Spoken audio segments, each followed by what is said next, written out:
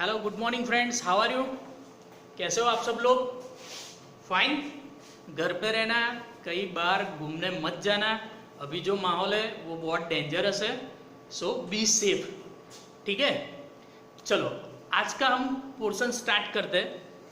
आज हम स्टार्ट करते हैं chapter number 2, force and motion. Right, Gujarati में कहवाय बળ અને गति। आप सोचोगे कि हाँ सर ऐसा कुछ हमने पढ़ा था। किस भाई को पढ़ा था? न्यूटन भाई को पढ़ा था। न्यूटन के 3 लॉ आए थे। हाँ सर, वो 3 लॉ तो पता नहीं, याद ही नहीं रहते थे, रट लिए थे।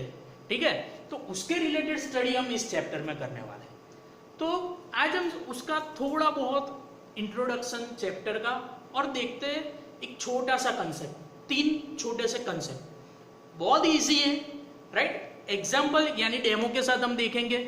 मुझे पता है कि डेमो आप सबको बहुत पसंद है और डेमो से सब याद रह जाएगा, तो फटाफट से देखते हैं। चलो, उससे पहले थोड़ा बहुत रिकॉल करना जरूरी है। बोलोगे क्या सर? तो 3 फॉर्मूला जो 10th में आपने पढ़ी थी। सबसे पहली कौन सी? स्पीड की। राइट सर, मैं कितनी बार ट्राई करता हूँ बट ये फॉर्मूला मुझे याद ही नहीं रहती है। तो मैंने चैप्टर 1 में आपको बताया था कि जब भी स्पीड को याद रखना हो, अगर स्पीड को याद रखोगे तो ये दोनों ऑटोमेटिकली याद रह जाएगी। बहुत सिंपल है। कैसे याद रखोगे? फिर से मैं एग्जांपल दे देता हूँ। स्पीड को कैसे याद रखोगे फ्रेंड? आप क्या चला दे हो? बाइक चला दे हो। ठीक है, 10 पास हो गए यानी सभी लोग एक्साइट हो जाते हैं, बाइक जीत करते पापा के पास और बाइक लेके निकल पड़ते। तो बाइक में आगे क्या आता है? स्पीडोमीटर। स्पीडोमीटर में क्या दिखता है? स्पीड। बट हमें वहां पे कौन सा कॉन्सेंट्रेट करना है? अगर आप देखोगे तो वहां पे क्या लिखा होगा? Kilometre per our. ठीक है, जो भी आप चलाते हो 40 पे 50 पे जितनी भी स्पीड पे जाते हो तो वो क्या होता है? Kilometre per our. बद्धा बाइक चला है तो देखा ही था ना, किलोमीटर बाय आवर। कई बाइक में नहीं होता है, कई में अभी जो न्यू मॉडल्स है उसमें होता है। ठीक है, तो फ्रेंड्स किलोमीटर में क्या हम करते हैं? क्या करते हैं? बोलो बोलो बोलो। बहुत इजी है। ये आपके घर से यहां तक आओगे तो आप क्या करोगे? ट्रैवल करोगे। क्या ट्रैवल करोगे? डिस्टेंस कुछ कट होगा, राइट। अंतर कपा से सिंपल लैंग्वेज में तो सिंपल है यार, डिस्टेंस और divided by hour, kilometre per hour. Kilometre किसके लिए है? डिस्टेंस के लिए। और आवर किसके लिए है? बोलोगे कि सर टाइम के लिए। तो बहुत इजी है, speed is equal to distance upon time. हर रोज यूज करते हो, जैसे ही बाइक चलाते हो kilometre per hour distance upon time. बहुत इजीली याद रहेगा, राइट। तो उसकी सिंपल फॉर्मूला क्या है? डिस्टेंस अपॉन टाइम, अंतरना छेदमा समय। ऐसा यूनिट सारे के सारे इसी तरीके से मैंने फर्स्ट चैप्टर में आपको याद करवाए थे और क्या बोला था कि रिवाइज करना है। ठीक है, अपनी रूम में एक पैम्पलेट में लिख के लगा दो, जहां पे भी आप हर रोज आपकी नजर पड़ती है। तो सिर्फ नजर ही डालोगे ना तो भी 5-6 दिन में क्या हो जाएगा? सारे के सारे यूनिट प्रिपेयर हो जाएंगे। तो अब याद रहा, speed is equal to distance upon time, अंतरना छेदमा समय। अगर डिस्टेंस की जगह पे मैं डिस्प्लेसमेंट ले लूं, राइट, डिस्टेंस की जगह पे क्या ले लूं? डिस्प्लेसमेंट, स्थानांतर। तो वो क्या हो जाएगा? वेलोसिटी। सिंपल, वेलोसिटी यानी डिस्प्लेसमेंट अपॉन टाइम। देखो इसमें दोनों में डिफरेंस है, डिस्प्लेसमेंट और डिस्टेंस सेम नहीं होता है। कई बार लोग सेम दिखाते हैं बट डिफरेंस है। सपोज कोई एक सर्कल है, ठीक है, आप ट्रैवल करते हो, यहां से स्टार्ट करते हो, ये 5 किलोमीटर का सर्कल है और फिर से यहां पे आते हो, तो आपने डिस्टेंस कितना ट्रैवल किया? कितना ट्रैवल किया? 5 किलोमीटर। बट डिस्प्लेसमेंट बोलूं तो डिस्प्लेसमेंट क्या हो जाएगा? 0। क्यों? जिस जगह पे थे आप उसी जगह पे वापस आ गए तो डिस्प्लेसमेंट आपका क्या हुआ? 0 हो गया। तो दोनों डिफरेंस चीज हुई ना। डिस्प्लेसमेंट એટલે શું? સ્થાનનું બદલવું। હું અહીંયા છું, એક જગ્યાએથી બીજી જગ્યાએ જાઉં, બરાબર? તો જેટલું અંતર કાપવું એ મારું શું થાય? સ્થાનાંતર। वो मेरा क्या होगा? डिस्प्लेसमेंट। आप घर से यहाँ पे आ रहे हो कॉलेज तो आपका डिस्प्लेसमेंट हुआ, बट घर से कॉलेज आके वापस से घर जाते हो तो आपका डिस्टेंस कुछ होगा बट डिस्प्लेसमेंट क्या होगा?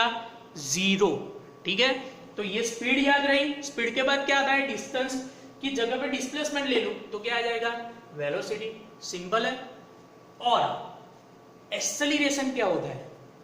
अगर वेलोसिटी में जो चेंज आता है वो हम ले लें, राइट, डिवाइडेड बाय टाइम, तो उसको ही हम क्या बोलेंगे? क्या बोलेंगे? एक्सेलरेशन। तो 3 सिंपल फॉर्मूला, हर रोज रटने की कोई जरूरत नहीं है। बाइक का एग्जाम्पल आप याद रखोगे तो इजीली आपको आ जाएगी, ठीक है। बाइक का एग्जाम्पल याद रखोगे तो क्या आएगा सबसे पहले दिमाग में? स्पीड, झड़प, अंतरना छेदमा समय, डिस्टेंस अपॉन टाइम।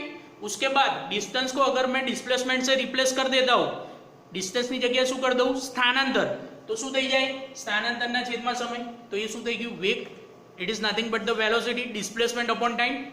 एंड अगर वही वेलोसिटी का चेंज में मेजर करूं, राइट, डिवाइडेड बाय टाइम, तो वो क्या हो जाएगा? Simply acceleration. तो चलो ये तीन कंसेप्ट सबसे पहले क्लियर हो गए। अब कोई दिक्कत है याद रखने में?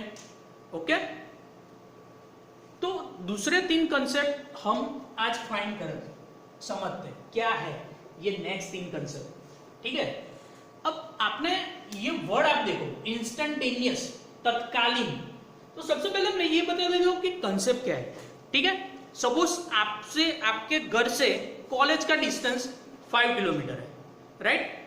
सपोज आपके घर से कॉलेज का डिस्टेंस है 5 किलोमीटर और आपको टाइम भी कितना लगता है? सपोज मैं ऐसा सोच लू कि 2 आवर्स लगते हैं, सपोज।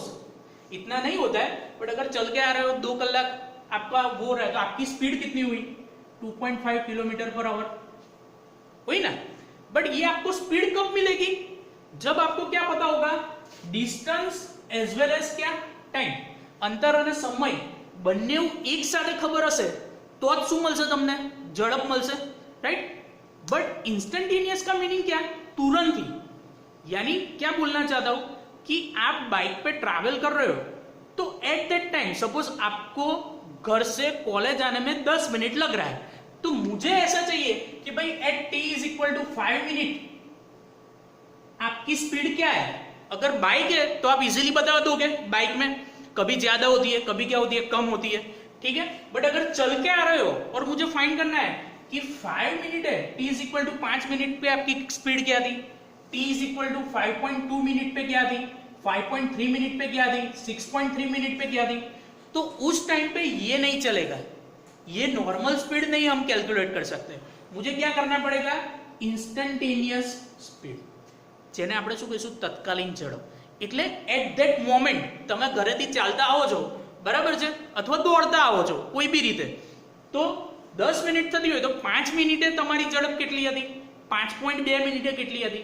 એ મારે શોધવું હોય તો મારે શું કરવું પડે? Instantaneous speed. यानी मुझे छोटे छोटे इंटरवल में सभी को डिवाइड करना होगा। तो उसके लिए मैथ्स में एक कंसेप्ट है जिसको हम बोलते हैं लिमिट। यानी सिंपल यहाँ पे वैल्यू रख के मैं स्पीड फाइंड नहीं कर सकूंगा। मुझे क्या करना पड़ेगा? 2 चीज, change in speed divided by क्या चाहिए? Change in time. क्योंकि हर एक सेकंड में आपकी स्पीड चेंज होगी। आप बाइक लेके आते हो, ठीक है, सिंपल लॉजिक है, बम्पर आ गया तो स्पीड आपकी क्या हो गई? कम, और बम्पर चला गया तो स्पीड क्या हो गई? ज्यादा, ठीक है। तो उसके लिए मुझे क्या लगाना पड़ेगा? लिमिट। ये लिमिट वाला कंसेप्ट है, वो आप पढ़ोगे किसमें? Chapter number 2nd semester maths में आप लिमिट का कंसेप्ट पढ़ोगे, ठीक है। एकदम शॉर्ट में मैं बोल दूं, limit delta T tends to 0, ये एरो है उसको टेंस टू बोलते हैं। उसका मीनिंग क्या? नॉट इक्वल टू 0, 0 के नजदीक। यानी कभी मुझे ऐसा फाइंड करना होता है 1 डिवाइड बाय x माइनस 1। अगर यहाँ पे x इज इक्वल टू मैं 1 ले लूं तो 1 डिवाइड बाय 0 क्या हो जाएगा? इंफिनिटी हो जाएगा, ठीक है। तो उस टाइम पे मैं क्या लगाता हूं? लिमिट x टेंस टू 1, यानी इक्वल टू 1 नहीं, 1 के करीब। तो वो कंसेप्ट में अभी हमें जाने की जरूरत नहीं है, वो हम 2nd सेम में पढ़ेंगे। अभी क्या है कि अगर मुझे एट द मोमेंट स्पीड चाहिए तो मुझे क्या करना पड़ेगा? लिमिट लगानी पड़ेगी। तो डेल्टा एस, डेल्टा या डी, वो सिंबल क्या दिखाता है? चेंज। क्या दिखाता है? चेंज। तो क्या होगा? Limit delta T tends to 0, delta S, S यानी क्या है? डिस्टेंस, चेंज इन डिस्टेंस, और ये क्या है? Change in time. तो उसको हम ऐसे भी लिख सकते हैं ds बाई dt। यहां से आप डायरेक्ट ये स्टेप भी लिख सकते हो, कोई प्रॉब्लम नहीं है, ठीक है। बट कैसे आए वो मैंने यहाँ पे आपको दिखा है। तो देखो बहुत ही सिंपल है, इंस्टेंटेनियस स्पीड फाइंड करनी है तो ये क्या दिखाता है? चेंज। ये क्या है? Change in speed, sorry S यहाँ पे मेरा क्या था? डिस्टेंस, तो चेंज इन डिस्टेंस, और ये क्या है? Change in time. बट एक फ्रेंड्स याद रखना, चेंज इन टाइम मैंने यहाँ पे, हम सब टाइम को ही क्यों ले रहे हैं? आपको कई बार ऐसा डाउट होगा। तो टाइम क्या है? यूनिवर्सल, वो हमारे कंट्रोल में नहीं है, वो कंटिन्यूसली क्या हो रहा है? फ्लो। तो उसके लिए उसको हम क्या लेते हैं, विथ रिस्पेक्ट टू।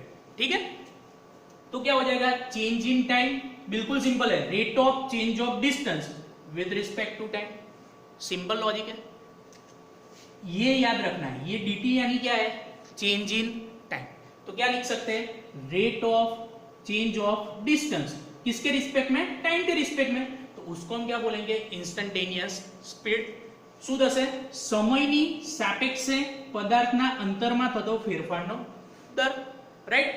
આ શું છે, dt એટલે સમયમાં થતો ફેરફાર, ds એટલે અંતરમાં થતો ફેરફાર, પણ આપણે કોની રિસ્પેક્ટમાં લેવાનું છે, સમયની, તો આપણે સિમ્પલ શું લખીશું, સમયની સાપેક્ષે પદાર્થના અંતરમાં થતો ફેરફારનો દર, તો એને આપણે શું કહીશું, तत्कालीन झड़प।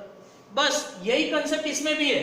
वेलोसिटी है, अगर ये कैपिटल एस ले लूं तो उसको क्या बोलूंगा, डिस्प्लेसमेंट। तो सेम समयની સાપેક્ષે સેમાં સ્થાનાંતરમાં થતા ફેરફારનો દર, તો એને આપણે શું કહી દઈશું, ds/dt એટલે તત્કાલીન વેગ। અને આ જ કન્સેપ્ટ આમાં પણ, તત્કાલીન પ્રવેગ એટલે વેગમાં થતો ફેરફાર, તો સમયની સાપેક્ષે બધામાં આ તો કોમન જ છે, વેલોસિટી છે તો વેગમાં થતો ફેરફારનો દર dv/dt, उसको ही क्या बोलूंगा मैं, इंस्टेंटेनियस एक्सेलरेशन, तत्कालीन प्रवेग, राइट।